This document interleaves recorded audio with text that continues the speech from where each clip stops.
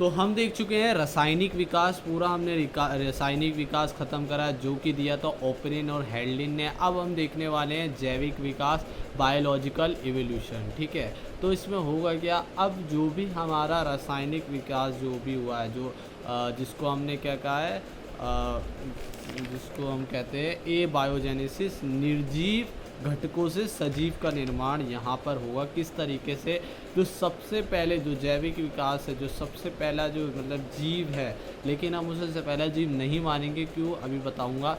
तो पहला जो जीव है वो है प्रोटोबायोन्ट। क्या है? प्रोटोबायोन्ट्स। अब ये प्रोटोबायोन्ट बने कैसे, देखो भाई, हम बना चुके थे प्रोटीन। ठीक है, अमीनो अम्ल से प्रोटीन बने, और न्यूक्लियोटाइड से क्या बना, न्यूक्लिक एसिड बने, और क्या बनी, लिपिड बनी, है ना। और जो भी हमारे कार्बन वगैरह से ये सब जुड़कर, है ना, ये सब आपस में जुड़कर क्या बनाते हैं, प्रोटोबायोन्ट्स बनाते हैं। और ये प्रोटोबायोन्ट थे क्या, एक तरह की कोलाइडल ड्रॉप्स थी, बूंदे थी। ठीक है, ये बूंदों को हमने कहा प्रोटोबायोन्ट। और जो हमारे ओपरिन थे उन्होंने इसे कहा, प्रोटोबायोन्ट को उन्होंने कहा कूसरवेट। ठीक है, कूसरवेट कहा। और जो हमारे फॉक्स थे, ठीक है, वैज्ञानिक थे, उन फॉक्स ने कहा इन्हें माइक्रोस्फेयर। ठीक है, और एक वैज्ञानिक थे डीमर ने इन्हें कहा वेसिकल्स। क्या कहा? वेसिकल्स। अब देखो भाई, ये प्रोटोबायोन्ट्स को हम पहला जीव क्यों नहीं कह रहे हैं, क्योंकि भाई यहाँ पर ये अपनी प्रतिवर्ती रेप्लिकेशन नहीं करता है। मतलब कि ये अपने जो आने वाला जो भी इसका क्या वंश है उसमें अपनी प्रतिवर्ती, मतलब कि उसमें अपना डीएनए नहीं डालता, मतलब कि इसमें अपने रेप्लिकेशन नहीं करवाता है, कोई अनुवांशिकता नहीं होती है। ठीक है, जीव हम उन्हें बोलते हैं जो अनुवांशिकता दर्शाते हैं। ठीक है, जो एक अपने गुण दूसरे गुण में डालते हैं, मतलब कि डीएनए का या उनके अनुवांशिक पदार्थ का क्या होता है, आगे ट्रांसफ़र होता है। ठीक है, तो यहाँ पर क्या है, यहाँ पर केवल और केवल ये मुकुलन करते, बडिंग करते। बडिंग किस तरीके से, मान लो बडिंग मतलब होता है कि एक जगह का अंग निकला और वो अलग हो गया। ठीक है, इस तरीके से अलग हुआ, उसे कहते हैं बडिंग। मतलब कि यहाँ पर इसमें से कुछ दूसरे उसमें क्या नहीं जा रहा है, इसका कुछ अनुवांशिक पदार्थ नहीं जा रहा है, तो कोई प्रतिवर्ती नहीं हो रही रेप्लिकेशन। तो इस कारण हम इसे जीवन का रूप नहीं कहते हैं। अब जीवन का रूप हुआ कौन सा, यहाँ पर जो प्रोटोबायोन्ट था, जिसमें कि क्या क्या था, प्रोटीन थे, न्यूक्लिक क्या था, एसिड था, है ना, और क्या था, लिपिड था, और कार्बन था, ये सब थे। ठीक है, ये क्या है, जटिल कार्बनिक कंपाउंड है ना पूरा। ठीक है, अब हमें क्या बनाना है, एक सरल कार्बनिक कंपाउंड बनाना है, सरल, जटिल से सरल बनाना है। तो इस प्रक्रिया को हम क्या कहते हैं, जटिल से सरल को बनाने को हम क्या कहते हैं, इसको हम कहते हैं रेट्रोग्रेसिव। क्या कहते हैं, रेट्रोग्रेसिव। अभी प्रोग्रेसिव हो रही थी, है ना, प्रोग्रेसिव पीरियड चल रहा था। अब हमें क्या करना पड़ा, रेट्रोग्रेसिव करवाना पड़ा। क्यों? ताकि हम अनुवांशिकता दर्शाएं, जीवों की पहली परिभाषा निकले। क्या हो भाई, पहला हम क्या कह सके, जीव कह सके, क्या कह सके हम, जीवन का रूप कह सके।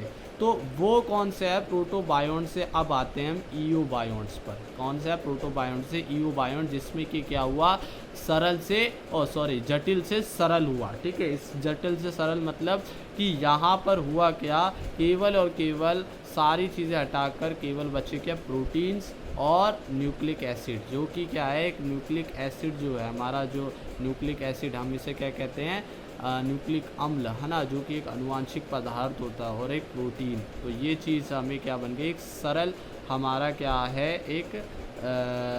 एक जीव हो गया। ईओबायोन्ट्स हमने इन्हें जीव कहा है। ठीक है, जो कि क्या दर्शा रहे, जो कि प्रतिवर्ती कर रहे, जो कि क्या दर्शा रहे, जीवों का रूप दर्शा रहे, जीव जनन हो रहा है ना, तो हम इसे परिभाषा, एक जीवों की परिभाषा दे रहा है। ठीक है, तो इन्हें सर्वप्रथम जीवन का रूप कहते हैं, व जो कि प्रतिवर्ती रेप्लिकेशन कर सकते हैं। ठीक है, जिनमें वंशागति की इनहेरिटेंस होता है। ठीक है, तो प्रोटोबायोन्ट से ईओबायोन्ट्स में क्या हुआ, रेट्रोजेनेसिस हुआ, जटिल से सरल एवोल्यूशन होता है, जिससे केवल अब क्या बचता है, न्यूक्लिक एसिड और प्रोटीन होता है, जिसमें रेप्लिकेशन क्षमता होती है।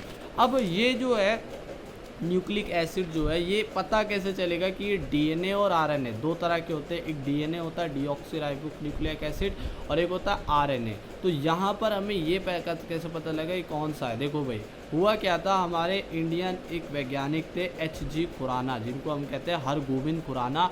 1970 में इन्होंने रिसर्च करी, कोशिका से बाहर निकालकर डीएनए के ऊपर और आरएनए के ऊपर क्या करा इन्होंने, ये संश्लेषण करवाना चाह रहे थे, निर्माण करवाना चाह रहे थे डीएनए और आरएनए का। डीएनए में कोशिका के बाहर नहीं हो पाया, परंतु आरएनए में 77 न्यूक्लियोटाइड बन गए थे। इसका मतलब कि यहाँ पर क्या हो रहा है, रेप्लिकेशन हो रही है। मतलब कि यहाँ पर कोशिका भी थोड़ी ना बनी है, कोशिका कहाँ है, केवल और केवल क्या है, एक हमारा न्यूक्लिक एसिड है और प्रोटीन है, तो ये कोशिका थोड़ी ना हुए। तो यहाँ पर इनकी प्रतिवर्ती हो रही है। तो इसका मतलब जो पहले जो हमारे ये जो बने हैं अभी है ना ईओ बायोन्स, तो ये कैसे हैं, ये आरएनए हैं। ठीक है, क्या थे ये आरएनए हैं जो कि बिना कोशिका के भी रेप्लिकेशन कर पा रहे हैं। ये एच.जी. खुराना ने 1970 में पता लगाया। तो यहाँ पर सिद्ध हुआ कि ईओ बायोन केवल न्यूक्लिक एसिड और प्रोटीन के बने हैं, तो यह आनुवांशिक पदार्थ आरएनए होगा। ठीक है, अब आरएनए देखो भाई रेप्लिकेशन कैसे कर रहा है, ये भी तो ज़रूरी है। तो ये कैसे पता लगा, हमारे वैज्ञानिक 3 वैज्ञानिक हैं जिनका नाम है भाई ज़ॉग, ठीक है, ज़ॉग, थॉमस सीस और एक और है हमारे ऑल्टमैन। तो ज़ॉग, थॉमस सीच है ना, या ऑल्टमैन। तो 3 वैज्ञानिक है, फिर से ऑल्टमैन, थॉमस सीच और ज़ॉग। तो इन्होंने बताया कि आरएनए जो है वो एक विशेष प्रकार का राइबोजाइम है। एक क्या है, राइबोजाइम एंजाइम है, ठीक है, की तरह कार्य करता है। अब देखो भाई ये राइबोजाइम क्या होता है, देखो भाई जितने भी एंजाइम होते हैं वो सारे क्या होते हैं, प्रोटीन के बने होते हैं। ठीक है, एक्सेप्ट एक अपवाद है किसका छोड़ के, राइबोजाइम। तो ये एक राइबोजाइम है जो कि क्या कर रहा है, प्रतिवर्ती कर रहा है, रेप्लिकेशन कर रहा है आरएनए। ठीक है, और जितने भी क्या है एंजाइम्स है वो क्या होते हैं, प्रोटीन होते हैं, केवल राइबोजाइम को छोड़कर। और क्या जितने भी प्रोटीन है वो सारे के सारे केवल एंजाइम्स होते हैं, नहीं, प्रोटीन बहुत प्रकार के होते हैं। प्रोटीन हार्मोन्स होते हैं, एंजाइम्स होते हैं, एंटीबॉडीज़ होते हैं, एंटीजन्स होते हैं। ठीक है, तो all enzymes are protein except ribosome and all protein are not enzyme, protein are divided into hormones, enzyme, antibodies और intelligence। क्या सारे hormones प्रोटीन होते हैं, नहीं, हार्मोन भी डिवाइडेड होते हैं। ठीक है, आगे देखो भाई, अब देखो यहाँ पर हमने क्या करवा दिया, प्रोटोबायोन्ट से, जिसको हमने अलग अलग नाम से भी बताया, जैसे कि प्रोटोबायोन्ट को हमारे जो पहले वैज्ञानिक थे, क्या नाम था उनका, हेल्डेन, और एक और वैज्ञानिक थे ऑपरिन। ऑपरिन जो थे उन्होंने क्या कहा, इसको प्रोटोबायोन्ट्स को कूसरवेट। ठीक है, और जो फॉक्स थे उन्होंने इन प्रोटोबायोन्ट को क्या कहा, माइक्रोस्फेयर। ठीक है, और जो तीसरे हमारे डीमर थे है ना, उन्होंने इस क्या कहा प्रोटोबायोन्ट्स को कहा, अरे यार देखना ही पड़ेगा, वेसिकल्स है ना, डीमर ने वेसिकल्स कहा। अब यहाँ पर प्रोटोबायोन्ट से ईओबायोन्ट्स बन गया। अब ये ईओबायोन्ट्स में अपविट से क्या हुआ, चेंजमेंट हुआ। अब ये अभी रेट्रोजेनेसिस हुआ था, प्रोग्रेसिव चल रही थी, रेट्रोजेनेसिस हो गया। अब रेट्रोजेनेसिस फिर से प्रोग्रेसिव होगी, फिर से जटिल, सरल से जटिल होगा। और किसका निर्माण होता है, प्रोकैरियोटिक कोशिका का निर्माण होता है। अब यहाँ पर एक कोशिका बन गई, सबसे पहली प्रोकैरियोटिक कोशिका, जिसे हम आद्य बैक्टीरिया भी कहते हैं। ठीक है, तो ये जो आद्य बैक्टीरिया होंगे, ठीक है, जो हमारे सबसे पहले जो बैक्टीरिया, आद्य बैक्टीरिया, आर्की बैक्टीरिया, वो कैसे होते हैं, वो रासायनिक परपोषी होते हैं, जो कि रसायन पे क्या कहते हैं, रसायन पर निर्भर करते हैं। तो यहाँ पर ये रसायन खाए जा रहे हैं भाई, समुंदर में सारे के सारे मिल रहे हैं। ठीक है, जिसको हमने क्या कहा था, हमारे जो क्या कौन से वैज्ञानिक थे, अभी मैंने नाम भी लिया था, कौन से थे, हेल्डीन ने क्या कहा था, उस समुंदर को कप सूप ऐसी कुछ कहा था ना, बायोटिक सूप या हॉट डाइल्यूट सूप। तो prebiotic soup, hot dilute soup, ये सब नाम दिए थे। तो इसमें क्या अब आ गए, आद्य बैक्टीरिया आ गए, जो कि क्या कर रहे हैं, रासायनिक परपोषी, रसायन को खाए जा रहे हैं समुद्र से। तो यदि अगर सारे रसायन को ये बैक्टीरियाज खा जाएंगे तो क्या होगा भाई, सारा मतलब समुद्र ख़त्म हो जाएगा भाई, सारा रसायन खा गए, सारा पोषण खा गए, तो फिर क्या होगा भाई, फिर तो भाई जीवन ख़त्म हो जाएगा, जीवन खतरे में है। तो यहाँ पर जीवन समाप्त ना हो, इस वजह से क्या होता है कि ये जो रासायनिक परपोषी है, जो आद्य बैक्टीरिया हैं, वो क्या करने लगते हैं, ये आगे जाके फिर से चेंजमेंट होगा, फिर से प्रोग्रेसिव होंगे, है ना, सरल से और जटिल जटिल बनते जाएंगे। तो उससे क्या होगा, एक स्वपोषी पोषण उत्पत्ति होगी। ये आर्के बैक्टीरिया जो हैं वो यू बैक्टीरिया में बदल जाएंगे। और ये यू बैक्टीरिया भी दो प्रकार के होते हैं, एक रासायनिक स्वपोषी होते हैं और एक कैसे होते हैं, प्रकाश संश्लेषी स्वपोषी होते हैं। तो जो रासायनिक स्वपोषी हैं, है ना, जो वो क्या करते हैं, नाइट्रीकरण बैक्टीरिया उन्हें कहते हैं, जो है ना, वो क्या करते हैं भाई, है ना, तो वो नाइट्रीकरण को मतलब कि क्या कर नाइट्रोजन को स्थिरीकरण करके इस तरीके से वो रासायनिक स्वपोषी होते हैं यू बैक्टीरिया। ठीक है, तो यहाँ पर खतरे में अभी भी है। ठीक है, तो क्योंकि रासायनिक अभी भी ये क्या कर रहे हैं, स्वपोषी कर रहे हैं। तो यहाँ पर अब सॉरी हाँ, ये तो खुद से खाना बनाने, वो तो परपोषित है, तो रसायनों से खुद से खाना बना रहे।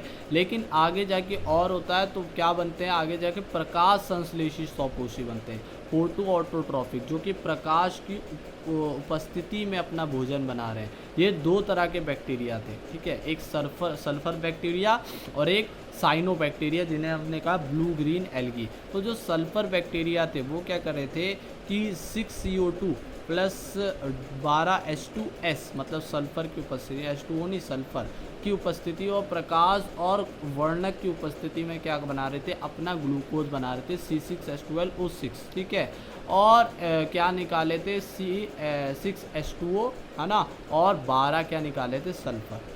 तो यहाँ पर इन्हें हमने कहा सल्फर बैक्टीरिया, जिन्होंने सर्वप्रथम क्या करा था, प्रकाश संश्लेषण किया था। लेकिन प्रकाश संश्लेषण जिसमें कि ऑक्सीजन निकली थी, वो किसने करा था, blue green algae cyanobacteria ने। और इसी को हम कहते हैं O2 रेवोल्यूशन। ठीक है, ऑक्सीजन क्रांति जिसे हम कहते हैं, यही थे blue green algae cyanobacteria की वजह से। उनमें क्या होता है, 6CO2 प्लस 12H2O से, और प्रकाश की उपस्थिति और वर्णक की उपस्थिति में ग्लूकोज बना, C6H12O6, और 12H2O और 6H2O निकली। ठीक है, और क्या निकली, 6O2 निकली, है ना, 12 ऑक्सीजन के कण मुक्त हुए। तो ये क्या होता, प्रकाश क्या हुआ था, ऑक्सीजन क्रांति हुई थी और O2 रेवोल्यूशन हुई थी। ठीक है, अब यहाँ पर ये जो स्वपोषी पोषण वाले बन गए हैं यू बैक्टीरिया, इनमें और परिवर्तन होगा। और ये यू बैक्टीरिया जो होंगे, ये जो प्रोकैरियोट्स हैं, जो यू बैक्टीरिया बन गए हैं, ठीक है, ये अब बनेंगे यूकैरियोट्स। ठीक है, मतलब कि इनके अंदर क्या आ जाएगा, केंद्रक आ जाएगा। ठीक है, प्रोकैरियोट से अब ये बन जाए यूकैरियोट, प्रोटिस्टा जगत हो जाएगा। ठीक है, किस तरीके से हो, देखो, प्रोटोबायोन्ट से ईओबायोन्ट्स बने, ईओबायोन्ट में फिर से परिवर्तन प्रोग्रेसिव आया। अब क्या बन गए हमारे, पहले आर्की बैक्टीरिया, आद्य बैक्टीरिया, ठीक है, जो कि प्रोकैरियोट्स में आते हैं। फिर ये प्रोकैरियोट्स में ये जो आद्य बैक्टीरिया, इनमें और परिवर्तन आया। ये फिर कौन से बने, स्वपोषी वाले बने। ठीक है, जिनको हमने क्या कहा भाई, जिनको हमने आर्की से यू बैक्टीरिया कह दिया। ठीक है, अब ये आर्की बैक्टीरिया यू बैक्टीरिया हो गए। अब ये यू बैक्टीरिया में और परिवर्तन आया, और पांचवी फेज कौन सी आई, यूकैरियोटिक। ठीक है, यूकैरियोटिक, जिसमें केंद्रक होता है। अब ये प्रोटिस्टा जगत आ गए, और अभी भी एकल कोशिके की बात हो रही है। अब इसमें एकल कोशिके में और परिवर्तन आएगा, और आगे जाकर कार्बनिक विकास होगा, और उन कार्बनिक विकास से क्या होगा, यूकैरियोटिक जो एक सेल है वो यूकैरियोटिक बहुकोशिकीयों में बदलेंगे। ठीक है, बहुत सारे सेल्स में विभाजित होंगे, ये बदलेंगे, और जिसको हमने कहा कार्बनिक विकास। अब ये कार्बनिक विकास दे नहीं रखा है इतने, उससे बस ये बताया है कि यूकैरियोटिक आगे जाके बहु केंद्रकीय यूकैरियोटिक में बदलेंगे, कहीं केंद्रकीय बहुकोशिकीय जीवों में। ठीक है, प्रोटिस्टा से फिर फंजाई आएगा, फंजाई से क्या आएगा भाई, हमारा फंजाई से क्या आता है, याद नहीं आ रहा, हाँ, फिर प्लांटी आएगा, एनिमिलिया आएगा, ये सब अभी क्या आएंगे, इसके बाद आएंगे। देखो क्या था, मोनेरा, प्रोटेस्टा बना, अब उसके बाद क्या बनेगा, फंजाई, फिर प्लांटी, फिर एनिमिलिया, इस तरीके से होगा। अब हम देखेंगे कार्बनिक विकास जो हुआ है इसके प्रमाण तो दो भाई, ये जो पूरा विकास हो रहा है इसके एविडेंस तो दो। तो यहाँ पर अब हम एविडेंस के बारे में पढ़ेंगे, इसके प्रमाण के बारे में बताएंगे कि किस तरीके से कार्बनिक विकास जो हुआ है इसके एविडेंस क्या है। तो सबसे पहला एविडेंस है जीवाश्म, है ना, फॉसिल्स। तो फॉसिल्स हमें मिले, फॉसिल साइंटिस्ट को मिले, उससे बताया है कि इस तरीके से जीवों का विकास हुआ है। कैसे भाई, देखो भाई फॉसिल्स को कहते क्या, देखो भाई जीवाश्म को कहते हैं जो जीवों के अवशेष हैं, है ना, उनको हम कहते हैं फॉसिल जीवाश्म। अब जीवाश्मों के अध्ययन को हम क्या कहते हैं, पैलेंटोलॉजी। ठीक है, अब ये पैलेंटोलॉजी के जनक कौन थे, ये जनक जो थे लियोनार्डो दा विंची थे। ठीक है, विंची। उसके बाद जो भारत के प्रसिद्ध पैलेंटोलॉजिस्ट हैं, जो साइंटिस्ट हैं, वो कौन है हमारे, बीरबल साहनी। ठीक है, अब देखो भाई ये जो हमने बातें करी हैं इससे मतलब कि फॉसिल्स वो है कौन से जो हमारी बुक्स में दे रखे हैं। सबसे पहले आर्कियोप्टेरिक्स क्या है, देखो भाई ये आर्कियोप्टेरिक्स एक तरह का जीव था जो कि पहले मिलता था, उसके हमें फॉसिल्स मिली है और इससे सिद्ध हुआ है कि ये जो जीव है इसके अंदर जो है वो सरीसृप और पक्षी, रेप्टाइल और बर्ड के क्या मिली, एक संयोजी कड़ी मिली है। और उससे हमने पता लगाया है कि ये जो है मतलब कि ये जो सरीसृप है, रेप्टाइल है, रेप्टाइलों से ही आगे जाके पक्षियों का निर्माण हुआ, बर्ड्स बने। किस तरीके से, देखो भाई यहाँ पर आर्कियोप्टेरिक्स में था क्या, ये एक ऐसा मतलब कि एक ऐसी जाति, एक ऐसा जीव था जिसमें क्या हो रहा था, सरीसृपों की तरह कुछ लक्षण थे, जिसमें कि उनकी पूंछ लंबी थी, अरुस्थि जो थी वो वीक थी, कमज़ोर थी, और जो दांत, अरुस्थि मतलब स्टैंडम, और जो दांत थे उनमें दांत मिल रहे थे, और जो उनकी अस्थियाँ थी वो खोखली नहीं थी, और पक्षियों की तरह भी कुछ मिल रहे थे, जैसे कि पक्षियों की चोंच थी उनके अंदर, पक्षियों के फर होते हैं, है ना, वो फर थे उनके अंदर, है ना, बाल जो होते हैं बड़े, और क्या थे, उनके पंख थे, अग्रपात जो थे उनके पंख में बदले हुए थे। तो ये आर्कियोप्टेरिक्स था, संयोजी कड़ी, मतलब कि ये सरीसृप से पक्षियों का निर्माण हुआ, इस तरीके से वो दर्शा रहा है। उसके बाद एक और चीज़ बताता हूँ, देखो वो जो विकास है, जैसे अभी नाम आया है सरीसृप, रेप्टाइल से पक्षी बने, और रेप्टाइल से एक और चीज़ याद रखना, स्तनधारियों का भी निर्माण हुआ, मैमल्स का भी। देखो भाई किस तरीके से क्रम है, मछली से उभयचर बने, उभयचर, ठीक है, उभयचर से एक सरीसृप बने, ठीक है, सरीसृप से पक्षी, और क्या बने, मैमल्स, ठीक है, स्तनधारी। आगे देखो एक और चीज़ है, घोड़े का विकास कैसे, देखो भाई घोड़े का विकास नाम याद रखना है, ठीक है। पहला भाई घोड़ा जो था वो कुछ फॉक्स जितने मिलते थे, ठीक है, भेड़िए जितने, जिनको हम कहते थे सबसे पहले घोड़े जो थे वो थे इयोहिप्पस। क्या नाम था, इयोहिप्पस। इयोहिप्पस से आए मीसोहिप्पस, इयोहिप्पस, मीसोहिप्पस, मैरीचिप्पस, है ना, इनके नाम है पिलोहिप्पस, और आखिरी जो अब हैं, जो अब घोड़े होते हैं वो होते हैं इक्वस, उन्हें कहा जाता है इक्वस, वर्तमान के जो घोड़े इक्वस। तो हम ऐसे कह सकते हैं इक्वस से पहले थे पिलोहिप्पस से पहले थे मैरीचिप्पस से पहले थे मीसोहिप्पस, और फिर इयोहिप्पस, ठीक है। इस तरीके से घोड़े का क्रम है विकास का, ठीक है। अब देखो भाई कुछ हमारे अवशेषी अंग होते हैं, ऐसे वेस्टियल ऑर्गन होते हैं, जो कि ऐसे अंग होते हैं जो कि क्या होते हैं भाई, काम में कुछ नहीं होते हैं पर होते हैं वो, ठीक है। तो वो दर्शाते हैं हमारी पूर्वावस्था को, कि पहले के जो लोग थे उनके अंदर इस वजह से होते हैं, पर अब के जो जनरेशन है उनमें ये इस्तेमाल में नहीं होते हैं, पर होते हैं। क्यों होते हैं, क्योंकि पहले थे, पूर्वावस्था की निशानी है ये, है ना, तो अभी भी हमारे अंदर मिलते हैं। तो अवशेषी अंग वेस्टिजियल ऑर्गन के प्रमाण हैं, ये एविडेंस है। जैसे कि हमारे मनुष्य में लगभग 180 अंग होते हैं, अवशेषी अंग होते हैं, ठीक है, मनुष्यों में।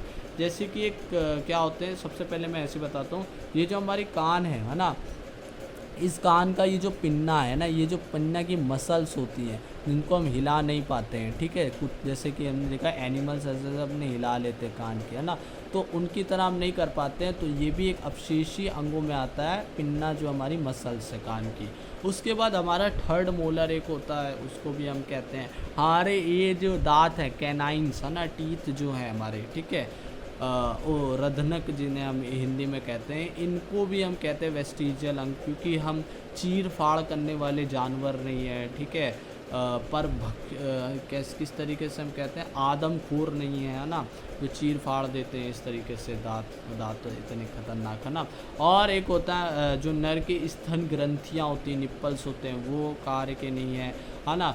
और क्या होता है, निमेशक पटल एक होते हैं, हमारी आँखों में देखो, ये हमारे ये जो क्या है, गुलाबी गुलाबी रेड रेड है, उन्हें हम कहते हैं निक्टेटिंग मेम्ब्रेन। इनका कोई काम नहीं होता है, क्योंकि हम ऐसी जगहों पर, जैसे कि हम स्विमिंग ऐसी जगह मतलब नहीं करते हैं ज़्यादा, है ना, और हवा में ऐसे उड़ते नहीं है, रफ्तार से नहीं जाते हैं, तो ये झिल्ली का एक काम करते हैं, पहले के लोगों में करते होंगे, ठीक है। तो अब हमारे कोई काम करनी है, निक्टेटिंग मेम्ब्रेन, जिसको हम निमेशक पटल निक्टेटिंग मेम्ब्रेन कहते हैं।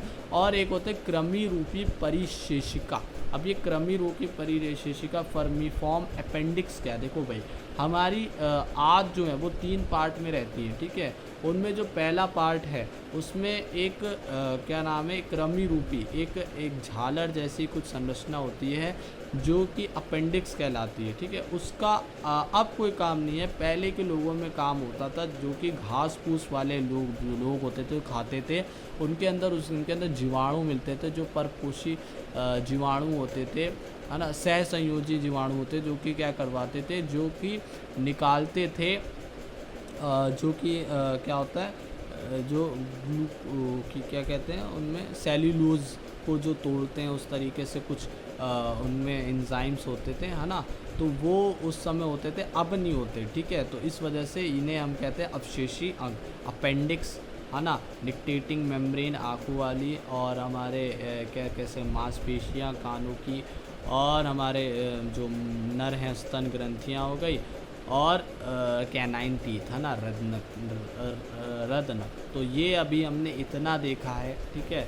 इसमें कि अभी हमने बहुत सारी बातें कर ली हैं, जैसे कि पूरा हमने जैविक विकास देखा है। उसके बाद अब हम परिमाण देख रहे हैं, जो कि दूसरा पार्ट है। पहला जो था वो कौन सा पार्ट था हमारा, विकास, है ना। पहला जो था वो था हमारा जीवन की उत्पत्ति, जीवन की उत्पत्ति। तो जीवन हमने देख लिया किस तरीके से उत्पन्न हो रहा है। अब हम देख रहे हैं विकास के प्रमाण, एविडेंस देख रहे हैं, ठीक है। उसके बाद हम विकास के सिद्धांत देखेंगे, है ना, सिद्धांत देखेंगे, और फिर उसके बाद हम देखेंगे मानव विकास। तो इसके साथ हमारा ये चैप्टर कंप्लीट होगा। अभी तो हमने केवल इतना देखा है, दूसरे तक।